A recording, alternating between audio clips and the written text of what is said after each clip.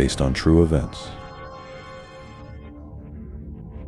On March 26, 1991, local council elections were held in South Korea at the lowest administrative level.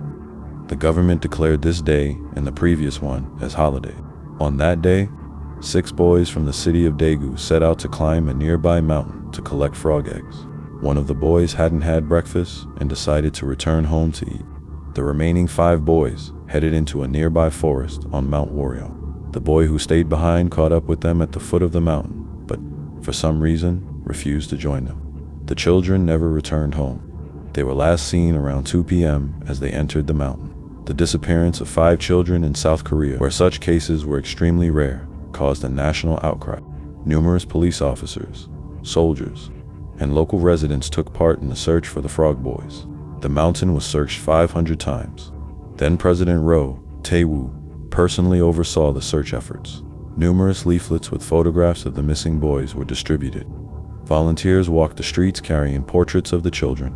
Missing persons notices were placed on cars, store windows, candy wrappers, and cake boxes. The frog boys were frequently shown on television. A fund was established to receive donations for the search. A large reward was offered for information about the boys' whereabouts. On September 23, 1993, the parents of all 5 boys announced that they were ceasing the search. In 2002, a resident of Daegu accidentally discovered the remains of all 5 boys in a ravine on the mountain due to prolonged rainfall. The bodies had decomposed to skeletal remains, making it difficult to determine the cause of death. Some bones showed signs of damage, but it was unclear whether these injuries were related to homicide or occurred after death. The burial site appeared to have been arranged in a way to conceal the bodies. The investigation did not lead to any concrete results.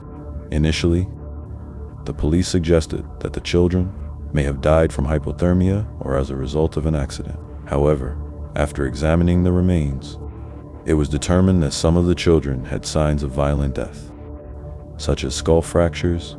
The case caused massive public outcry in South Korea and criticism of the police for their failure to quickly and effectively investigate the children's disappearance. It also influenced changes in the legal system and strengthened child protection measures. In 2006, the case was officially closed due to the statute of limitations, but the police stated that they would continue the investigation. Nevertheless, no one has ever been held accountable. The case remains unsolved and is still one of the most tragic, unresolved events in South Korean history.